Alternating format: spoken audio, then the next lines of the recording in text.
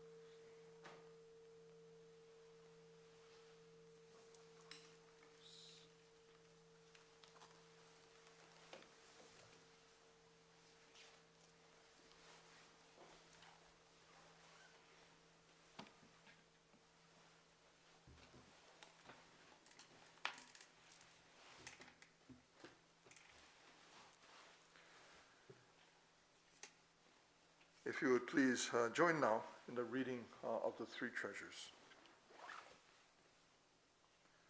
Hard is it to be born into human life. Now we are living it. Difficult is it to hear the teachings of the Blessed One. Now we hear it. If we do not realize the truth in this life, when will it be realized? Let us reverently take refuge in the three treasures of the truth. I take refuge in the Buddha. May we absorb ourselves in the principle of the way to enlightenment and awaken in ourselves the supreme will. I take refuge in the Dharma. May we be submerged in the depths of the doctrine and gain wisdom as deep as the ocean. I take refuge in the Sangha. May we live in harmony in the great assembly as disciples of Buddha and be freed from all hindrances, becoming units of true accord in a life of harmony, in a spirit of universal oneness, freed from the bondage of selfishness. Even through ages of myriads of kalpas, hard is it to hear such an excellent, profound, and wonderful doctrine. Now we are able to hear and receive it. Let us thoroughly understand the true meaning of Tathagata's teaching.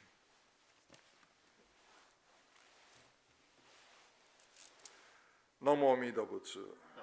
Namo Amida Butsu. Namo Amida Butsu.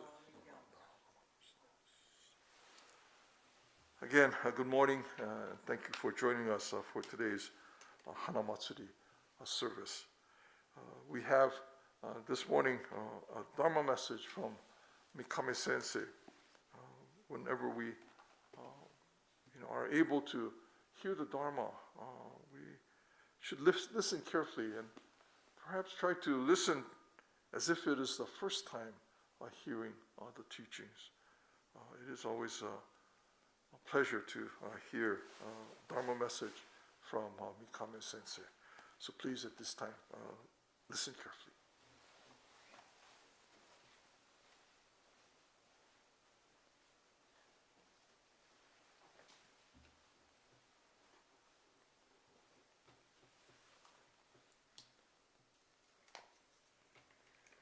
Good morning, everyone. Okay, so I'd like to begin with Gassho. So please show me in Gassho. Namo Amida Butsu. Namo Amida Butsu.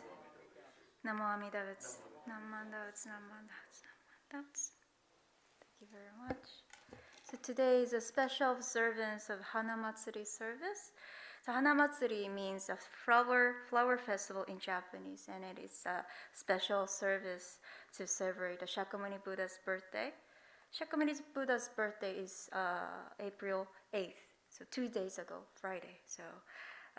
So there are many incredible and outstanding stories about Shakyamuni Buddha's birth. So according to the sutras, so while rising to take a look at the branch of the lovely Ashoka tree, his mother, Queen Maya, suddenly gave birth to her son, Prince Siddhartha, who becomes Shakyamuni Buddha later. Prince Siddhartha takes 7 steps as soon as he was born, and pointing to the heavens and to the earth, he proclaimed in a loud voice like this: "In the heaven above and on the earth below, I alone am the world-honored one. All that exists in the 3 worlds is suffering, but I will bring comfort." This is what he said. The heavens were said to have been so moved and shaken by these words, and they rained sweet tea for bathing his body. When I first heard this story, I couldn't believe it happened to him at his birth, because it sounded like a superhero story in an anime or manga. so I couldn't believe that a newborn baby took a 7 step and talk like that, and ground shook with the joy of his birth. And if the sweet tea really rained down, I wonder if the sweet tea would stick to his body. I don't know, but it might have been a special slippery sweet tea rain. Yeah, but as we did at the service this morning today with Rinban and my minister's assistants. We poured sweet tea onto the statue of a baby Buddha to remember his special moment in the world and celebrate his birth. And not only the story of his birth, but there are also many outstanding descriptions and stories in the sutras, which Shakyamuni Buddha taught us. Amida Buddha's world, and a Pure Land is one of them. According to the Amida Sutra, there are 7 jewel ponds filled with water possessing the 8 excellent qualities. And in the ponds, there are lotuses as large as chariot wheels. The blue one radiating the blue light, the yellow light, yellow light, the red light, and the white bright light. There are big, colorful lotuses which radiate among each other with each other light. Can you believe it? It would never happen in this world, right? But this is the world of Amida Buddha, or the Pure Land. Now, thanks to the development of the science and technology, we are able to know what we want to know about something we didn't know before about our universe, histories, and even our health instantly and precisely. People believe and rely on something which has been well polluted by the science and technology. So you might think it is ridiculous and hard to hear and believe those incredible and nonsensical stories about Buddha's world, which appear in Buddhist sutras. According to notes on Essentials of Faith alone, the world of Buddha and enlightenment has neither color nor form, so this mind cannot grasp it, nor words describe it, because the world of Buddha and its enlightenment is beyond what we humans know and what we have already experienced. So this is why there are so many outstanding stories and metaphors which sound unbelievable in the sutras to describe this world. In our human world, we use many unique expressions to show our feelings of situations, like this kind of outstanding metaphors or expressions. For example, when someone is so hungry, I heard someone said like this, "I'm so starving, I could eat a horse." Huh? When I heard this the first time, I was like, "Oh no! Oh, he's gonna eat horse now? Oh no!" But I learned that there's a unique, exaggerated expression to show how much hungry they are. In other case, although the person was full after lunch, and her friends went on her diet, the person knows that she was on a diet, but she asked her friends to have some cakes after dessert as a dessert. And then I heard that the friend said like this, "Okay, then you've twisted my arm." Again, I was like, oh no. Oh, she twisted her arm? Oh no, she's a wrestler, a small wrestler or something? Yeah, I was so surprised to hear that expression. So I learned that this was also the exaggerated idiom, meaning to pressure or force one into doing something, right? So I learned those kind of things every day, so I appreciate it. So it sounds impossible to happen, but we can tell how much hungry they are and how much they want to stress their impression, which they're this kind of expressions or phrases. So just like this, with only those outstanding descriptions, and so our marvelousness of Buddha's world and the wonderlessness of the enlightenment can be expressed for us human beings. This reminded me of the movie called Big Fish, which is one of my favorite movies. I'd like to share some story about the movie today. So it is a story with the son William and his father, Edward. For most of Son's time, he has the strained relationships with his father, Edward, because his father has always told exaggerated stories about his life over and over again. For example, when he was young, he aspires to become big and successful and travel with a 15-feet giant. On their way, they came across a circus, and the circus master was Wolfman. In another story, during the wartime, he joined the military and was sent to the Vietnam as a spy. He became friends with conjoined beautiful twins as singers. Everybody loved him and his stories. But William, the son, didn't like his stories because he always embarrassed William. And William thinks that he's never really told the truth. Particularly bothers Sam to the son is father's tale of the day of his son's birth, which involves a giant catfish eating the father's wedding ring. Then here's his favorite punchline in the story goes like this. Sometimes the only way to catch an uncatchable woman is to offer her a wedding ring. He told this story to the public even at his son's wedding. So the son William used to love this kind of amusing stories and enjoyed his talks as his bedtime stories when he was like a child. But growing up, he gradually couldn't enjoy it and got tired of it because he realized that any talks that he had heard sounded impossible and unbelievable. After William's wedding, he didn't speak to his father for years because he believed his father to be a liar that never really cared for his family. One day, William receives a call and learns that his father is dying of cancer. Upon learning that, William went back to his parents' house to see his father.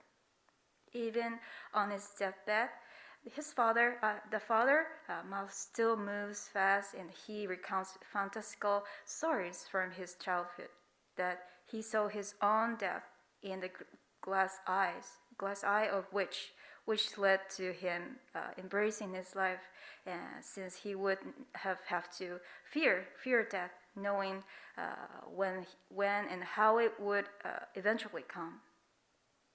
And finally, the son decided to share his thoughts with him, and he thinks that his father has never told them any single true things, and he seriously begged his father to show him his true side, whether it is good or bad, everything.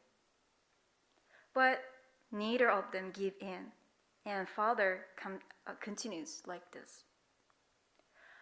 I've been nothing but myself since the day I was born, and if you can see that, it's your failing, not me. This vague situation reiterated William, and William, who is a journalist, starts to investigate his father's tales. Cleaning the garage, he found a bunch of love letters which his father sent to her wife during the wartime. And he gradually tried to grasp the pieces of his real-life stories through letters and some documents in the garage. They are gradually able to reconcile his father's stories against his real life, either directly from the father before he dies and from the sources, and thus allowed the son to come to the new understanding of himself and his life, past, present, and the future. When the father grows ever weaker and suffers a stroke and is hospitalized, the son stays at the hospitals with him. When the father awakens in the middle of the night, he asks his son to tell him the story of his death. The son makes up tall tale like his father. He said like this: waking up in the morning, the father get better like the normal, and we drive to the big river, and once we arrive at the river, so everybody from your past watches over us, and then waving their hands to us. And you finally turn into you finally go into the river, and turn into the large catfish, while everyone from your past watches and praises you with smile. And the son finishes his story. His father dies peacefully after saying exactly. At his father's funeral service, the son is stunned to see all of the people from his father's stories in attendance. The giant who traveled with him in his youth was actually tall, but not as big as 15 feet. But he found that the circus master, but he didn't seem like a wolfman. The conjoined twin sisters had their own bodies individually. But seeing all those people who his father talked about in his stories, he realized that not all his stories were lies. After the funeral service, everyone started talking about the father, and they laughed and looked so happy, just like when the father amused people with his extraordinary stories. In remembering him and talking about him, they shared a gentle and heartwarming time with everybody. This is a story of Big Fish. So if you are interested in this, in watching this whole movie, please try it. I'm sure this will touch your heart and give you a gentle tears.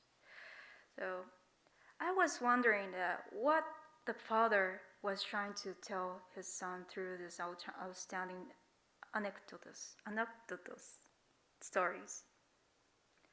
I believe that it is simple.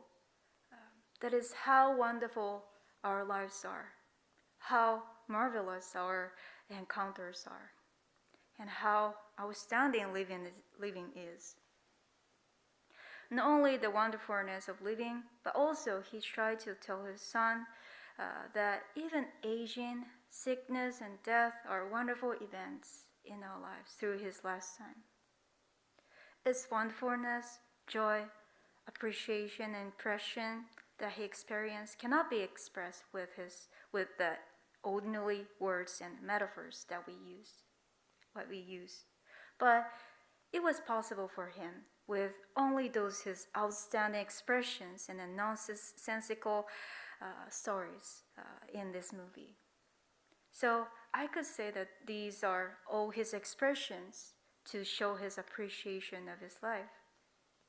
And he continued to tell his son these messages in his many rich and colorful expressions of joy in his life. While investigating his father's real life, he gradually realized that he has always been included in his rich and amazing world where his father lived in his talks. How's your life been going? And what's your life going to be like? Just like the father in this movie, looking back on the day when we were born, I don't remember, but I'm sure that there are some people who know and remember how we were given birth and celebrated our birth. And each of us have a wonderful name in which our important people included many hopes and wishes for us. Likewise, I'm pretty sure you might have the same things for yours. My name, Etsuko, has also a special meaning.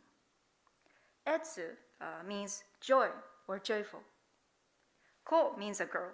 So Etsuko literally means joyful girl. So when my mother was pregnant with me, our family was so happy because I was the first female baby in over 15 years in my family temple in Japan.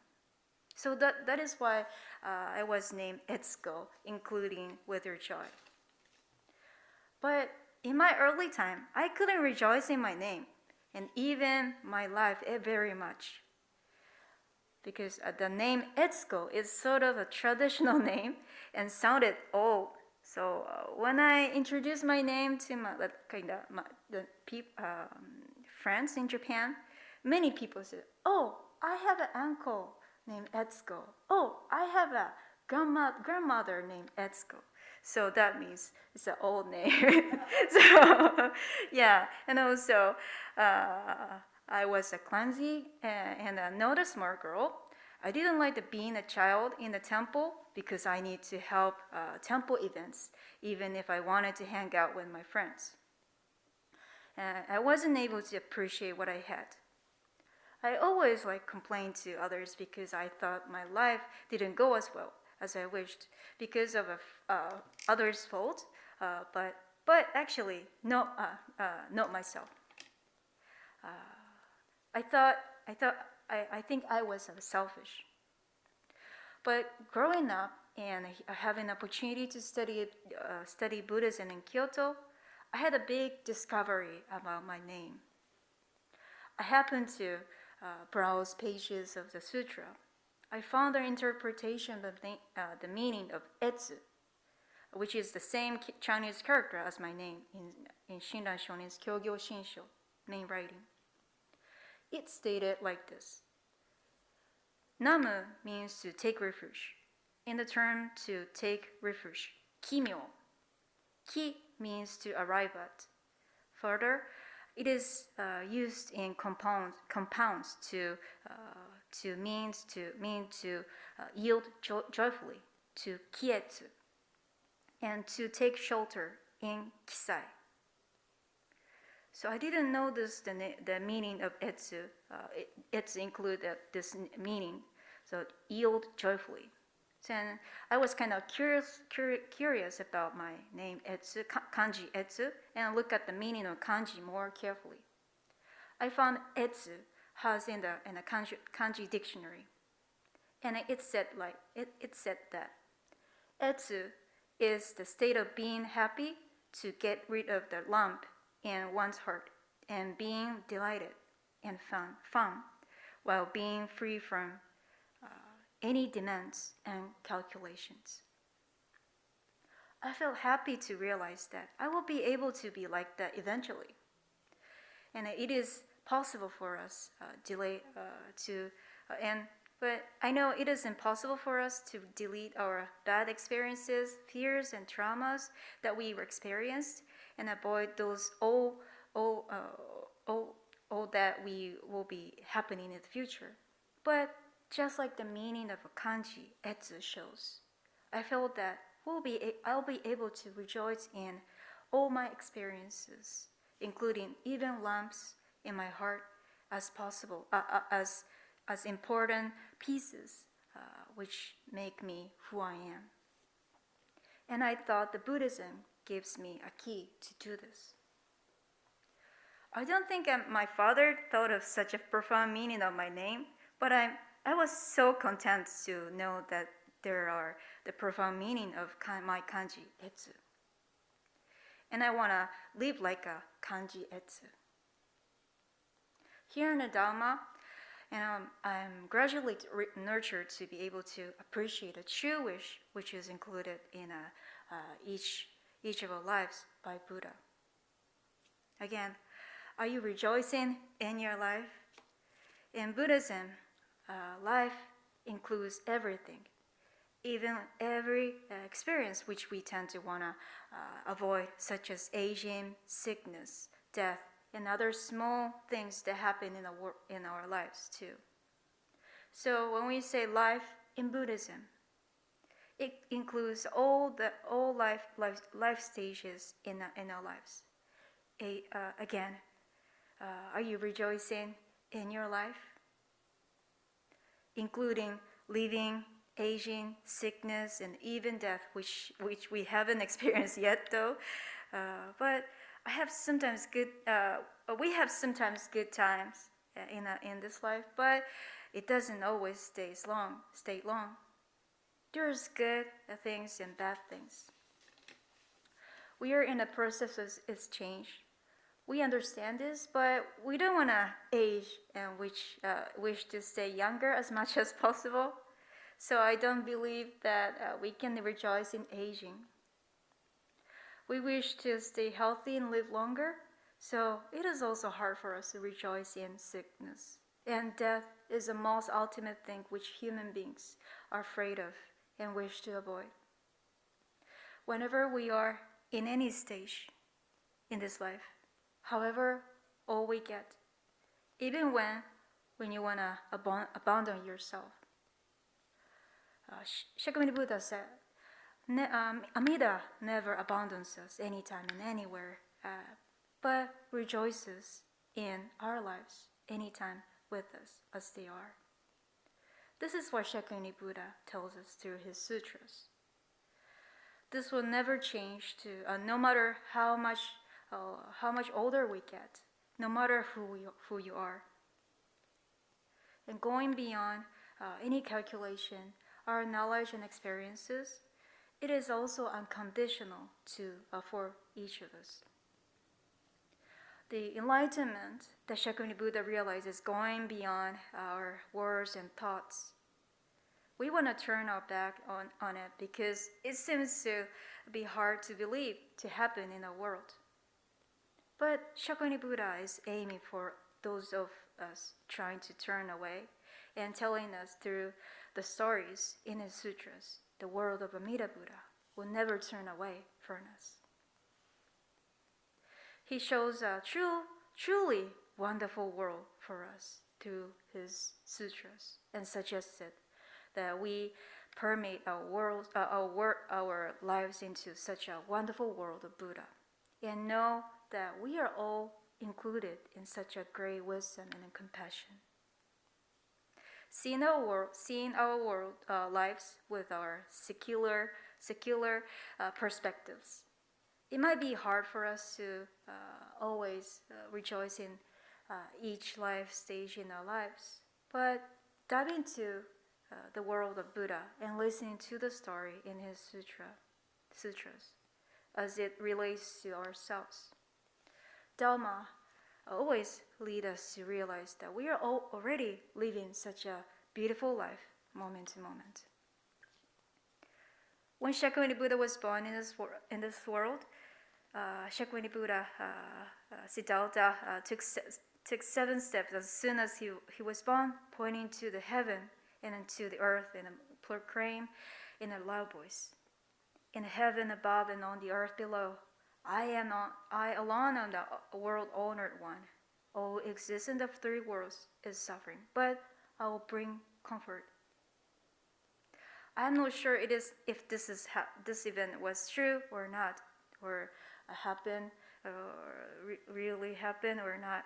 But what this story shows us is merely that Shakyamuni Buddha was born to show us an exceedingly wonderful way to go beyond our 6th realm of sufferings and lead us to the true and real peace.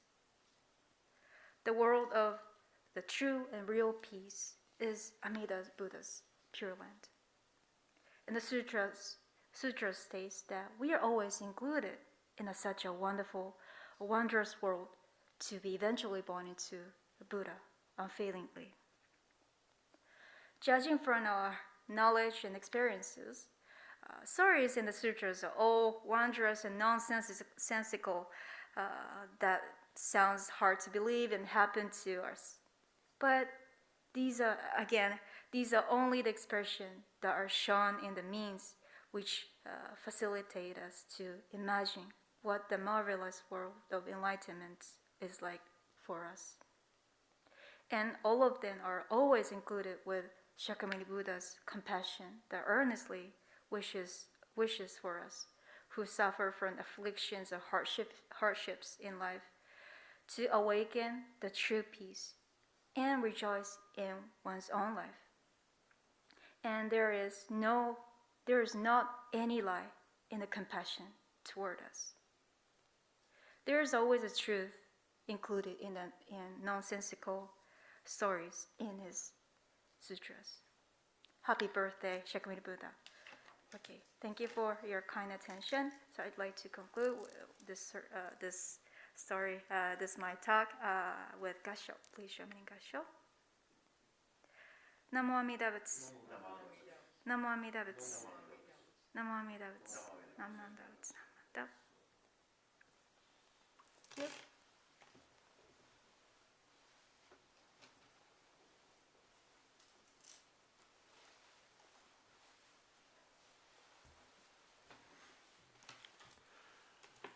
Thank you, Sensei, for your wonderful message this morning. I have to go take a look at Big Fish. See, watch that movie. I when it came out, I think we kind of were thinking about seeing it, but for some reason we didn't watch that film. But it is a modern story about our experiences as human beings. That is reflected perhaps in the life of Shakyamuni Buddha, the stories of his birth, the wonderful experiences that we are all a part of. Thank you very much for this wonderful message this morning, Sensei. Certainly this summary of her talk is far short of the importance of her message this morning. We were able to, fortunately, review. We can go back and review her talk or any of the talks of Mikame Sensei or special speakers that we have here at the Betsuin. And they're all on our YouTube channel. And you can go back and watch and listen to these wonderful Dharma messages. Again, thank you very much, Sensei, for your message this morning on Hanamatsuri. At this time, we'll have a presentation by the choir, Ondokusan.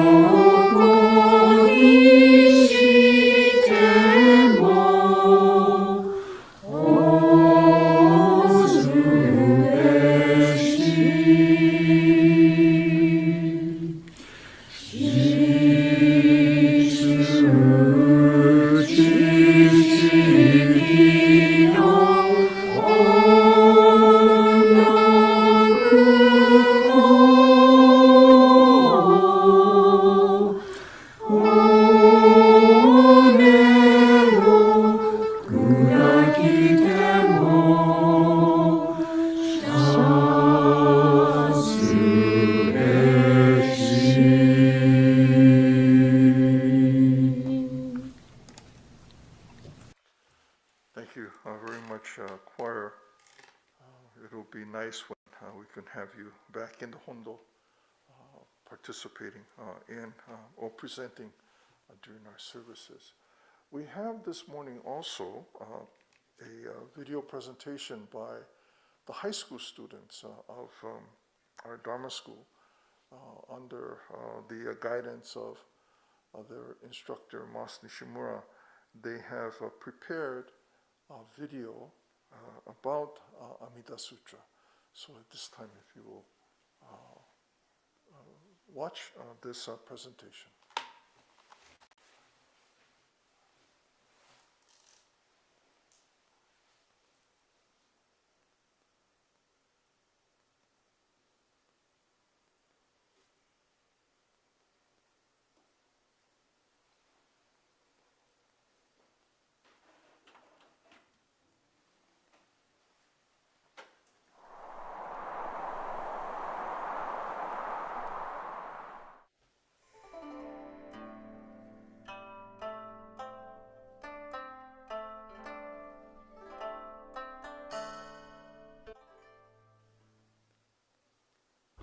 Again, Shariputra. In the Pure Land there are 7 rows of balustrades, 7 rows of fine nets, and 7 rows of the red trees. They are all of 4 gems and surround and enclose the land. For this reason the land is called the Pure Land. Again, Shariputra. In the Pure Land there are lakes of the 7 gems, in which is filled water with the 8 meritorious qualities. The lake bottoms are strewn with golden sand, and the stairs of the 4 sides are made of gold, silver, beryl, and crystal. On land there are stories and galleries adorned with gold, silver, beryl, crystal, white coral, red pearl and diamond. The lotus flowers in the lakes, large as chariot wheels, are blue colored with blue splendor, yellow colored with yellow splendor, red colored with red splendor, white colored with white splendor, and they are all the most exquisite and purely fragrant. Shariputra. The Pure Land is arrayed with such good qualities and adornments. Again, Shariputra. In that Buddha land there are heavenly musical instruments always played on. Gold is spread on the ground, and 6 times every day and night it showers mandarava blossoms. Usually in the serene morning all of those who live in that land fill their plates with those wonderful blossoms, and go to make offering to 100,000 kotis of Buddhas of other regions.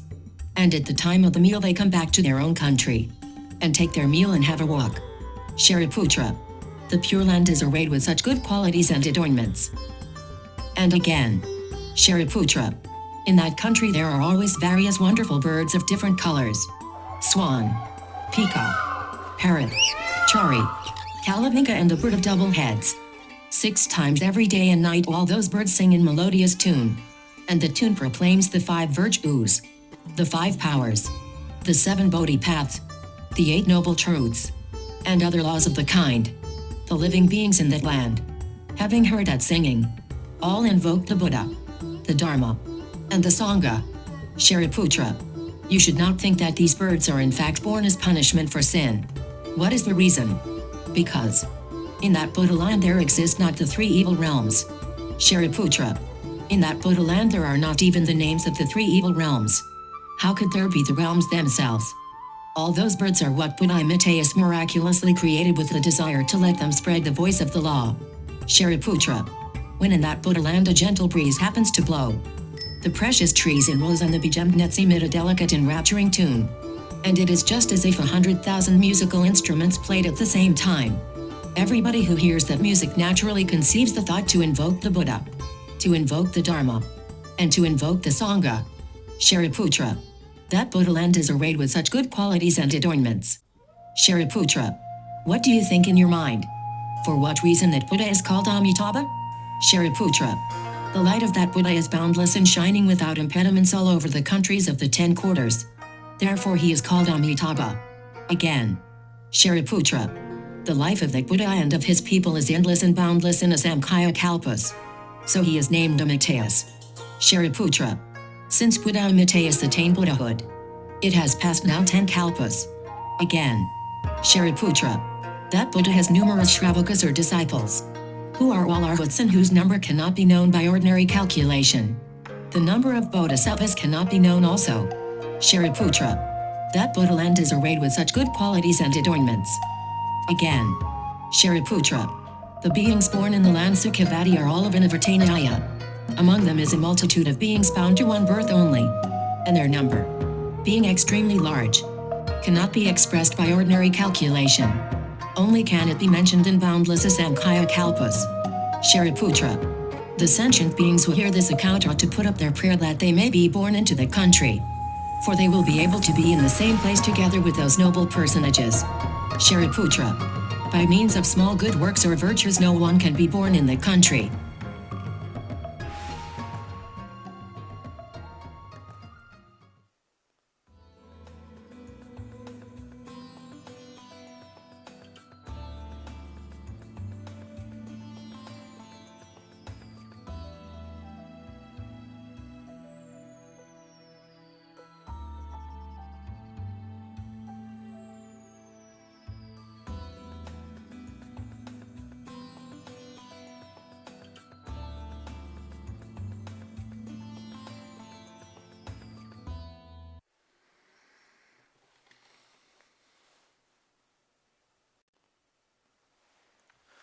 Thank you, Dharma School, high school students.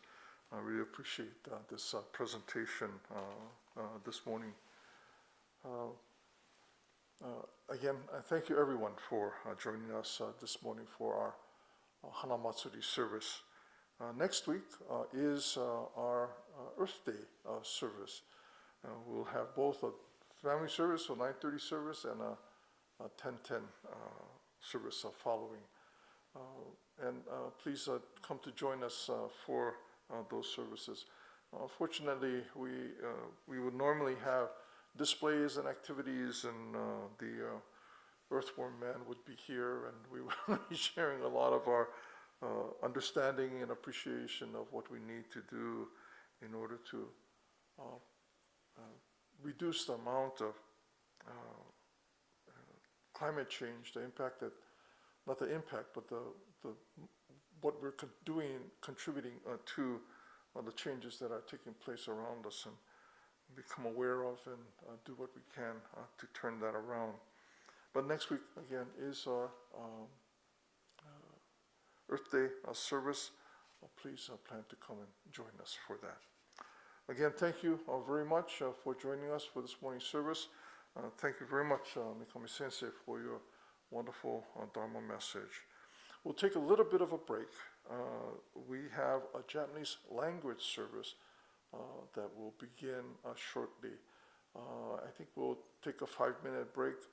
Mikame Sensei has a double hitter today, so she'll be our Japanese language speaker for Hanamatsuri as well. And I do appreciate that Mikame Sensei will be our speaker for Japanese language service. So please, we'll take a break, and then please come back if you can for our Japanese language service.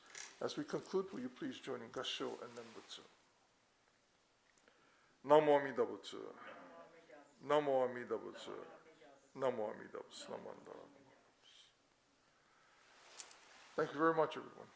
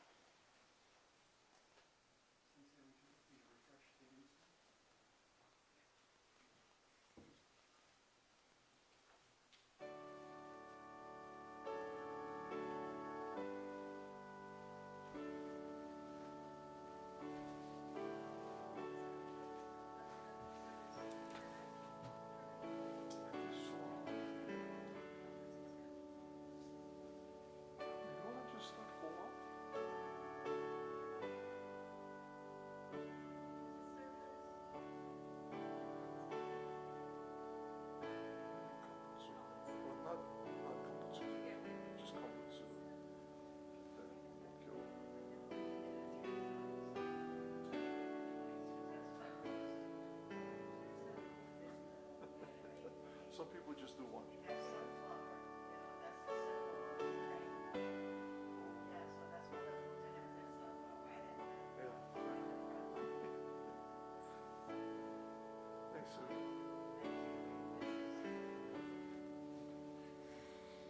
Yeah, so just come to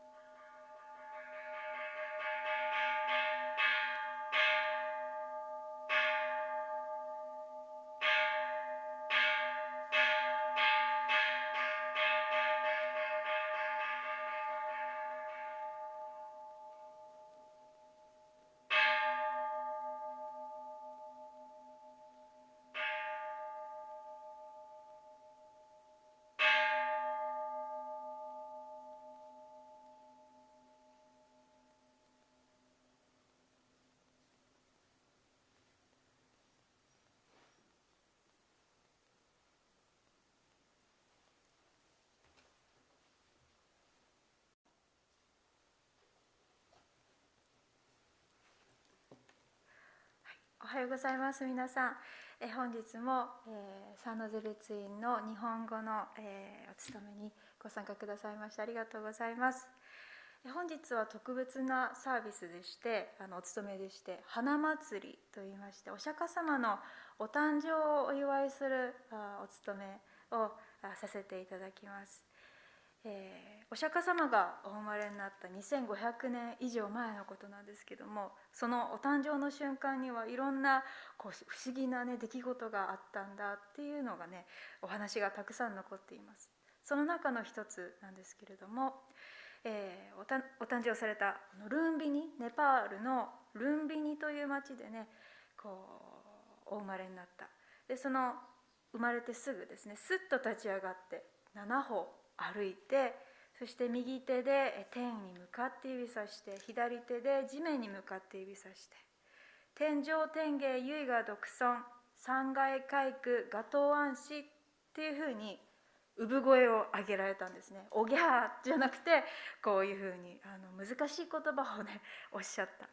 でその瞬間お花は咲き乱れて、そして誕生の喜びで地面が地響きをして、そして天から甘い雨、お釈迦様の産湯として甘茶の雨が降り注いできたということがね、不思議なお話として残っています。今日はそのことを再現してね、赤ちゃんのお釈迦様のお像の周りにたくさんそのルンビンの花、ルンビンの何ていうんですかね、周りにたくさんねお花があったようなお飾りして、そして、お誕生の時に雨が降ったということですから、甘茶をおかけして、この世に生まれてきてくださって、このお実りをお伝えくださってありがとうございますというふうに、お祝いをさせていただきます。では、先にねその乾物というんですけれども、乾物、お茶をかけていく、ところからね始めていきます。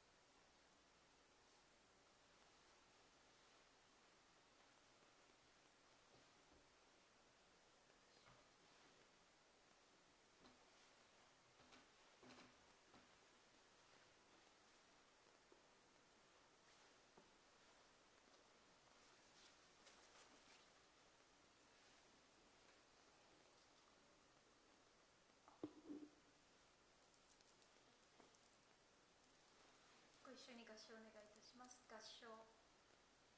ナマンダツナマンダツナマンダツナマンダツナマンダバツナマンダツナマンダ。はい、頭を下げてください。お直りください。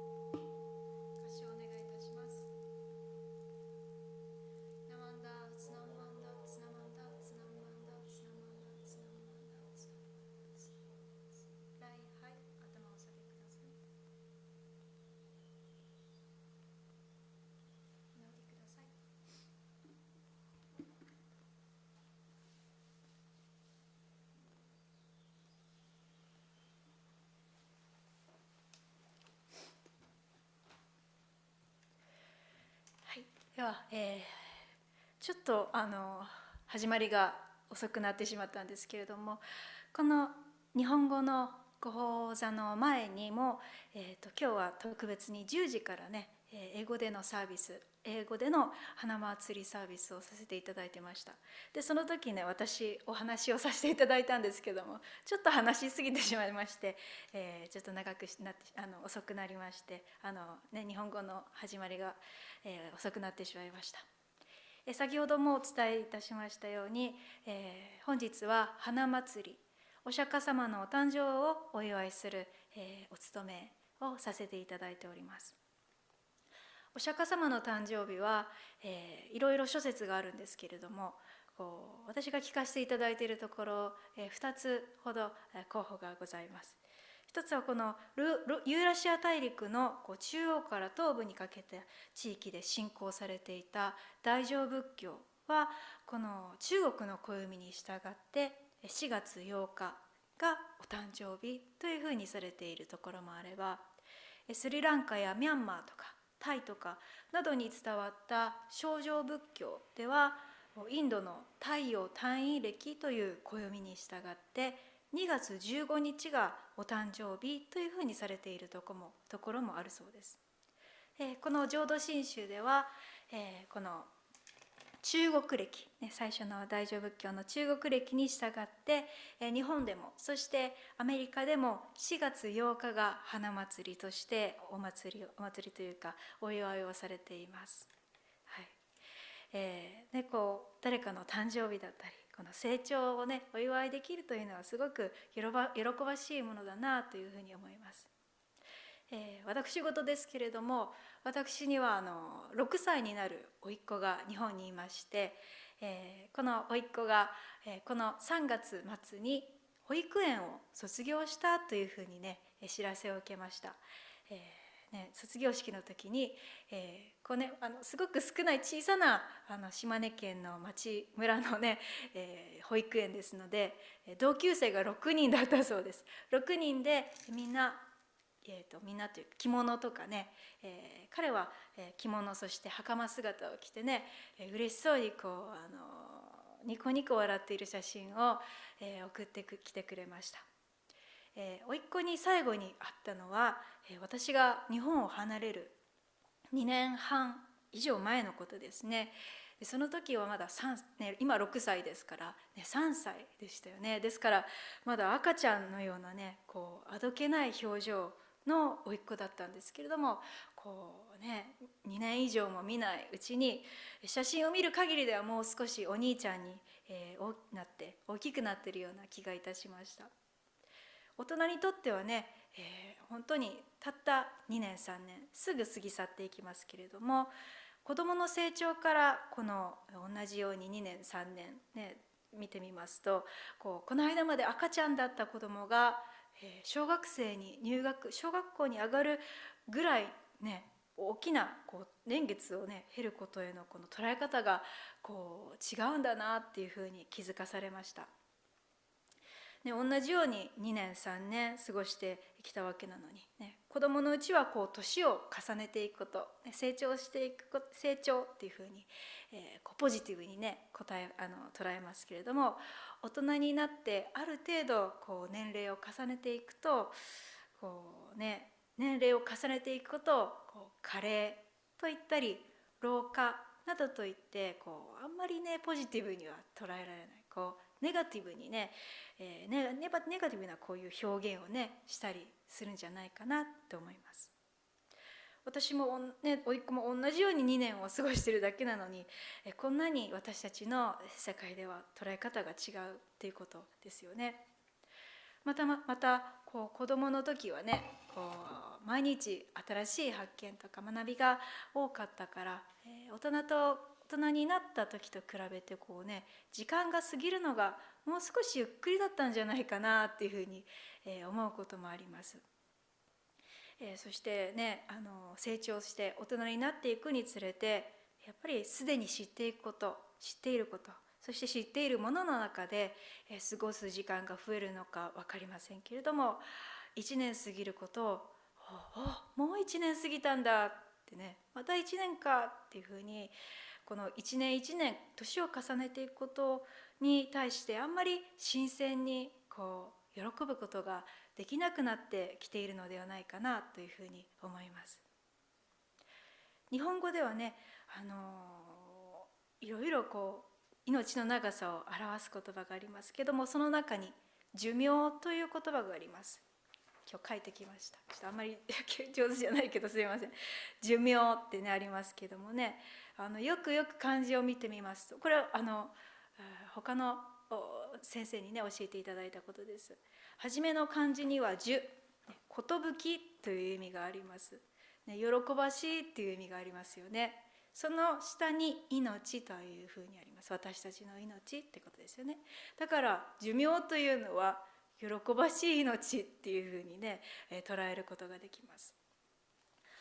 仏教では命というのはもちろん生きているこのことも言いますけれども、老いていくこと、そして病を患っていくこと、そして、死に行くこと、そのような生老病死っていうふうに言いますけれども、その全てを含めた命の姿を示しているのがこの命というふうに言われています。私が聞かせていただいた先生がおっしゃっていました。このね寿命という言葉が示してくれているようにね、喜ばしい命っていうふうにありますけれども、じゃああなたはあなたの命を喜べていますかっていうふうにねおっしゃっていました。私はそう聞かれて、私はどうかなと思ってね、なんだかドキッとしました。この命を喜んでいますかっていうことは、すなわち先ほど言いました生老病死、生きていること、老いていくこと、病になっていくこと、死にゆくこと、それら全部も喜んでいますかっていうことなんですよね。生きてて楽しいこととか嬉しいこともねありますけど、そればっかりじゃないですよね。落ち込むこともあるし、失敗してしまうこともあって、いろいろあります。そして、なるべくならね若く美しくいたいですから、老いもねなるべくなら避けたい。そして、なるべくなら大事な人のそばに長くいたいってことですから、病気にもならないで健康にいたいなっていうふうに思います。そしてきっとね一番恐れていること、死というのはね一番人間が喜べないことです。ですからね私たちというのはなかなか全部が全部私の生老病死を含めた命というのは喜ぶことは難しいのじゃないかなというふうに思います。でも決していつでも変わることなく、この私のどの今の命を喜んでいける道をお説きくださったのがお釈迦様、今日の主役であります。お誕生を祝いをしておりますお釈迦様でございます。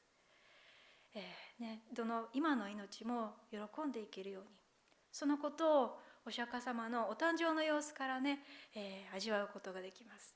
先ほどこのサービスの最初に乾物をしましたけれども、お生まれになった時にね、生まれたての赤ちゃんがすぐ歩いたっていうのは驚きですけどもね、もっと歩いたのももっと驚きなのは、難しい言葉を喋ったっていうこともびっくりですね。人間の世界からしたらとんでもない、起こるはずもない、ありえないことがお釈迦様のお誕生の時に起こった。仏教の世界ではこの私たちがなんていうかな、普通だっていうふうに常識だっていうことを思っていることとは真逆の世界のことを伝えてくださっています。仏教がずれているのか、それとも私がずれているのか。このお話を聞きますと、仏教が私からずれているように感じますけれども、私たちはこれはこういうものだとか、こういうふうに決まっている、こうしないといけないっていうね、自分の経験とかいろんな社会の常識とかそういうので出来上がった自分の価値観で物事を決めつけて振り分けて生きている私であります。ですから私の方がもしかしたら本来のありのままのあり方からずれてしまって、見えているものが仏教が示しているものとはこうずれてきてしまっている、ありのままの世界からずれてきてしまっているんじゃないかなと思います。その上でお釈迦様が叫ばれた、産声として叫ばれた言葉、天上天下唯我独尊、三界開空我当安死っていう言葉です。最初の天上天下唯我独尊っていうのはね、よく日本ではこう暴走族の方がこう服にねプリントしたりして、こうね、よくご存知の方もいらっしゃるかと思います。そのためかよく勘違いされることがあるんですけれども、その天上天下唯我独尊というのは、この世界でただ私だけが尊い大切というふうなこう自己中心的な意味としてこう捉えられることがあります。実はこの唯我独尊というのは、ただ我こう一人として尊いという意味でありまして、自分に何か付け加えて尊いというふうになるわけじゃなくて、他の誰と比べることなく、誰と比べて自分の方が尊いっていうわけじゃなくて、こう天上天下、この世界でただ一人こう誰とも変わることのできないこの人間として、何一つ加えることなく、必要なくこの命のままに尊い大切なんだよっていう意味がねあるんです。そして三界開空、この世界は苦しみの世界であります。我当安死。でも今この私がね、お釈迦様がね、この苦しみの世界に共にいながら、本当の安らぎを、本当の幸せをね、解くために、幸せに気づくために気づかせるために生まれてきたよ。それを私たちにね、みんなに伝えるために生まれてきたんだっていうふうに叫ばれたのがその産声だったんです。本当にこうしてね、不思議な七歩歩いてそんなふうに叫ばれたかどうかっていうのは分かりません。誰も見てませんからね、そう伝えられているから分かりませんけれども、しかしこれは後にこのお釈迦様の教えをこう聞かれた方々がお釈迦様はこう一生かけてこの命、それぞれの命を喜んでいける、その道、本当の安らぎへの道を明らかにして伝えようとして歩まれた方なんだっていう、その感動をこう表現したお話として残されたんじゃないかなっていうふうに言われています。そしてこのお釈迦様はその全ての命があるがままの唯我独尊のそれぞれの命がそのままで尊い、その命を共に喜んでくれるお方のことを阿弥陀様、仏様として仏様のことを私たちにお伝えくださいました。この私が何歳になろうと、年老いてどんな姿になろうと、この心の中にどんな汚い心を持っていようと、決して変わることなく私の命をどこまでも喜んでくださる仏様、それが阿弥陀様であります。自分のこの目から見る世界は、なんでこんな風に私は嫌な目に遭わないといけないんだっていうふうにね、苦しみの世界に辛く思い通りにいかない状況とか、自分の姿に腹を立てたり、とてもではないけれども喜べない世界、そして自分の命に移るかもしれません。でもお釈迦様が、生涯かけて、解き明かしてくださったこの阿弥陀様の誠のお実り、このお悟りの世界、そのお悟りの世界にこの身を浸して身を置いて、この命を見つめてみますと、実はこの老いることも病を患うことも、そして死ぬことさえもどこまでもね喜ばしい、それはそれでそのままで一度きり、私のこのあるがままであるというところをねお聞かせいただくことができます。本当はいつだってこの一瞬一瞬が、この生きているままが誰と比べることもなく、過不足なく深く、尊く輝いた命であるということをねお聞かせいただく中で、少しずつきっと、ね、少しずつこの命も喜べる、私にね教えていただけることかと思います。はい、ではこのお話をね終わらせていただきます。ありがとうございます。毎月第2、日曜日のだいたい11時頃からこうして日本語でお話をさせていただいています。次回の、サービスのね日時はですね5月の8日2週目の日曜日ですね。5月の8日日曜日11時から同じようにこのサンノゼ別院のチャンネルで放映させていただきます。ご都合が良いようでしたらご一緒にねお参りしていただければと思います。それでは皆さん本日も良い一日をお過ごしください。ようこそお参りくださいました。